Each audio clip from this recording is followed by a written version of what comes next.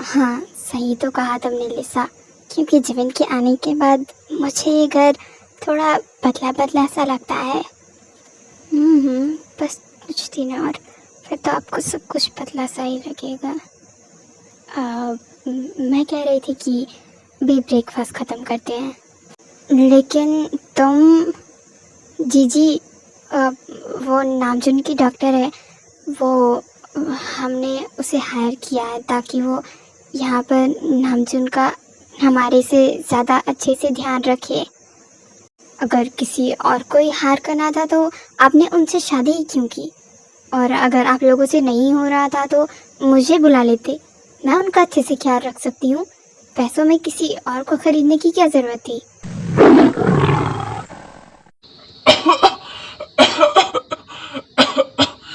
हाँ, डैड आप ठीक तो हैं? नामजुन बहुत ही ज़्यादा बुरी तरीके से खांस रहे थे और उनका फेस पूरी तरह से रेड हो चुका था। जय हो, मुहूर्त का इंतज़ार कर रहे हो क्या? अपने डैड को पानी पिलाओ। आप नहीं नहीं नहीं, पानी नहीं, एक सेकंड में आती हूँ। जिमिन दौड़कर किचन की तरफ जाती है और थोड़ी देर बाद वापस आती है। उसके हाथ में एक ग्लास था जिसमें लाइट ब्राउन जैसा कुछ पानी था।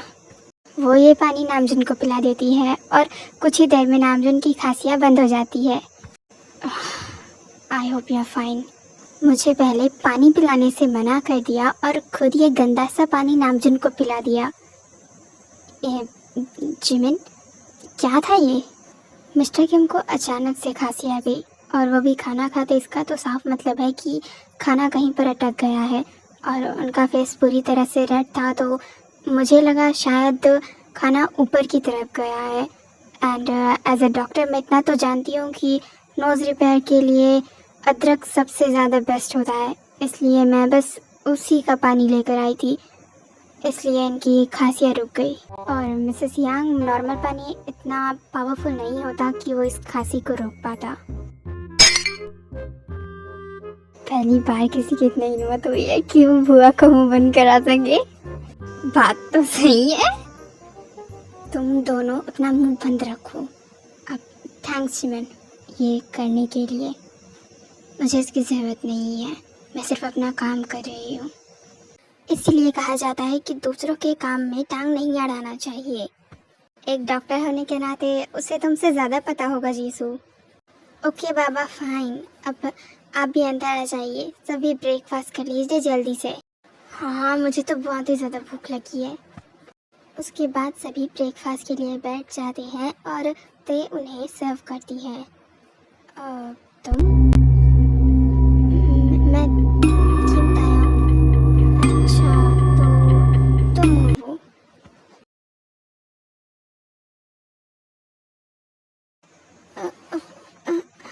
हाँ, मैं।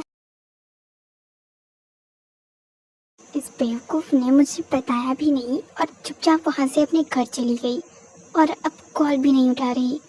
क्या करूँ, अंदर जाऊँ कि नहीं? जेओपियन से बात करने के लिए उसके घर आया हुआ था, वो भी उसके गेट के बाहर खड़ा था। मैं चला ही जाता हूँ, अंदर जाकर कम से कम उससे पूछ तो लूँगा कि उसने मुझे बताया क्यों नहीं। जेहोप अंदर चला जाता है जहाँ पर उसे पूरे घर में कोई भी नहीं दिखता। एक्सक्यूज़ मी, आप अब मुझे तुम्हारी येन मैडम से मिलना है। ओह, अब चलिए मैं आपको उनका कमरा बता देता हूँ। वो मेड जेहोक को येन के कमरे के सामने छोड़कर वहाँ से चला जाता है। ये लड़की है कहाँ? नहीं तो मेरा कॉल उठा रही है और पता नहीं ये। हाँ, डोर तो ओपन है, फिर लगता है कि शायद अंदर जाकर ही देखना पड़ेगा कि हुआ क्या है। जेहोक कमरे के अंदर आ जाता है, लेकिन वो देखता है कि येन अभी तक सो रही थी। ओह गॉड, दोपहर के 12 बजने वाले हैं, लेकिन ये अभी तक सो रही है।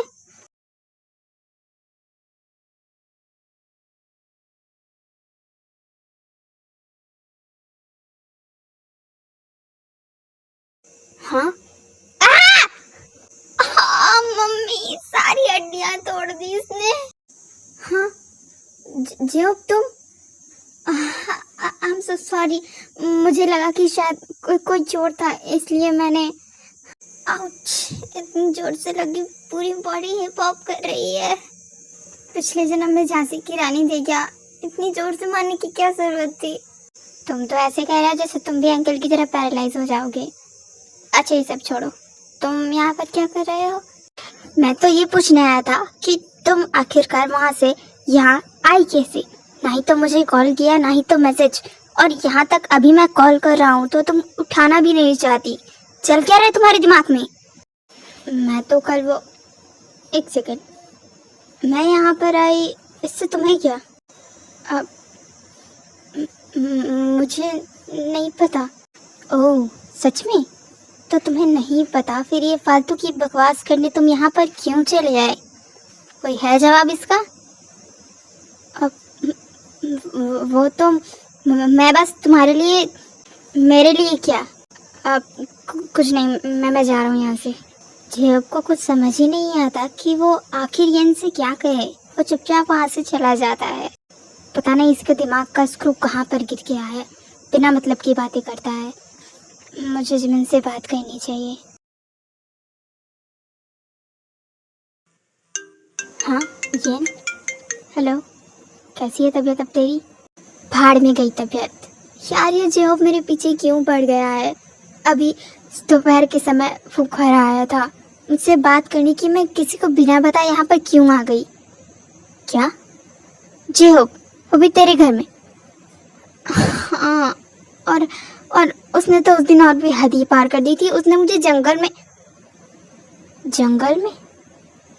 क्या बात है येन, तू चुप क्यों हो गई? अ, वो नहीं, कुछ नहीं। अब मैं कह रही थी कि येन, तुम मुझसे कुछ छुपा रही हो है ना? नहीं जिमिन, ऐसा कुछ नहीं है। ठीक है, तो अगले 2 घंटे के अंदर यहीं पास वाले कैफे में मिल मुझे। मुझे तुझसे अभी की अभी बात करनी है। अब नहीं नहीं जिमिन, ऐसा कुछ मैंने कहा ना, चुपचाप मिल। ऐसा कुछ नहीं होगा। तुम्हें भी पता है कि ये डील मेरे लिए इम्पोर्टेंट है, मगर इसका मतलब ये नहीं कि तुम अपनी मनमानी करोगे। और ये डील सिर्फ डैड की वजह से मैंने तुमसे हाँ कही थी, लेकिन अभी उनकी तबीयत खराब है और इसलिए इस डील की वजह से मैं जर्मनी तक तो बिल्कुल भी नहीं आऊँगा। Got it? अच्छा, तो तुम मुझे धमकी दे रहे हो? Just wait and watch mister Kim. Yogi frustration में आकर कॉल कट कर देता है। पता नहीं अपने आप को समझते क्या है। हाय आंग, क्या मैं अंदर आ जाऊँ?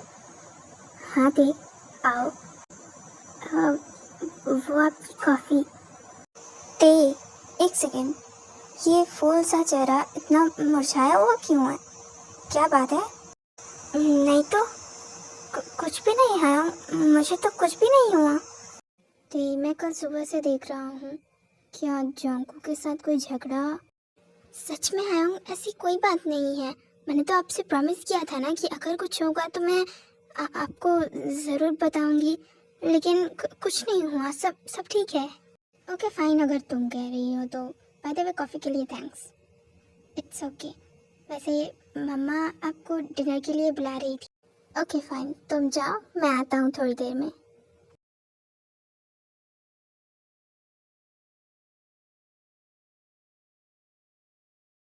आई होप सो कि ये बात किसी को पता ना चले कि मैं इतनी रात के होटल के लिए जा रही हूँ। मुझे यहीं से भी मिल रहा था, कैफ़े वाली बात। हाँ, उसे मैंने बदल दिया। बाय द वे, कुछ चीज़ें सीक्रेट है जिसके बारे में हमें होटल में पता चलेगा। हाँ जिमिन, ये अभी कहाँ जा रही है? योंगी को कुछ समझ नहीं आता, इसलिए वो जिमिन के पीछे पीछे चला जाता है। हाँ, ये शुगा इतनी रात का कहाँ जा रहा है? वो भी अभी 10 बजे? कोई मीटिंग?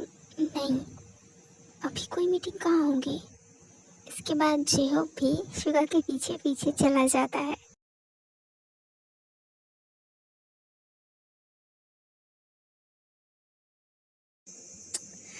ये लड़की अभी तक आ क्यों नहीं रही? मुझे इतनी जल्दी बुला लिया और खुद गायब है। आई होप थ्रो कि सब कुछ ठीक हो और वो ठीक से समझे कि मैं उसे क्या बताना चाहती थी और क्या हुआ था। ऑफ कोर्स स्वीटहार्ट, चलो मैं तुम्हें घर तक भी छोड़ दूँगा।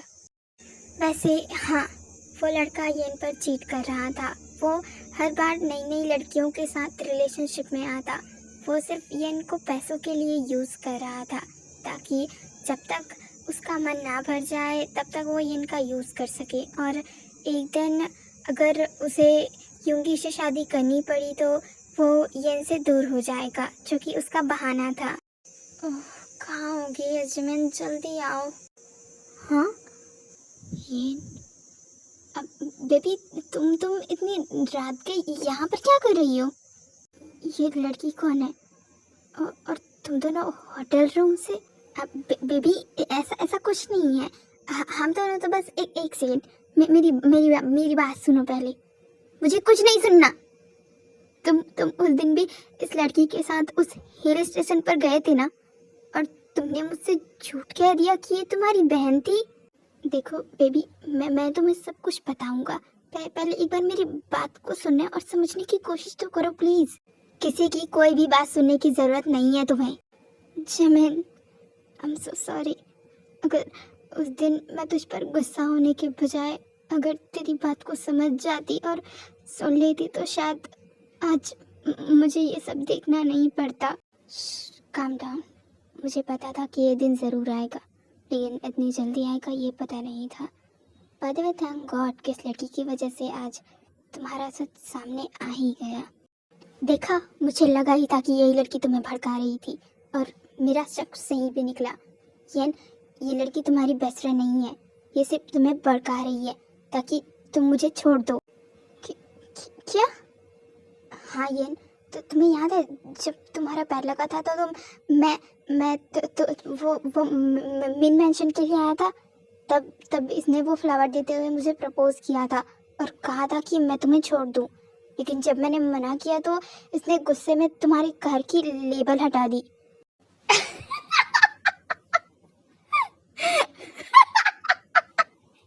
जिमिन इसी तरह साइको की तरह हंसते हुए उस लड़के के करीब आ जाती है। मैंने वो भी तुम्हें प्रपोज किया। मैंने सुना है कि औकात में रहकर सपने देखने चाहिए।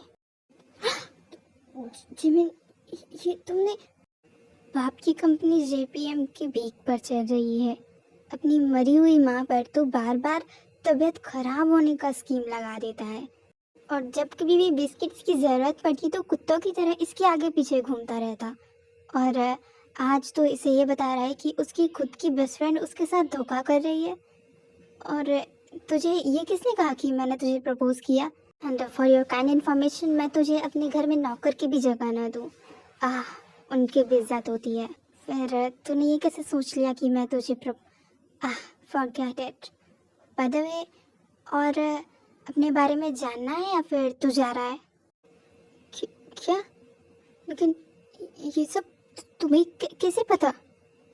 अब क्या करूं मैं भी ना। वैसे और कुछ बताना, या फिर इससे पहले कि जमीन कुछ कह पाती वो लड़का वहाँ से भाग जाता है। एंड जी हाँ, ये सब कुछ यूंगी और जे होप दूर खड़े देख भी रहे थे और सुन भी रहे थे। वो दोनों उस लड़के को वहाँ से जाते हुए देखते हैं।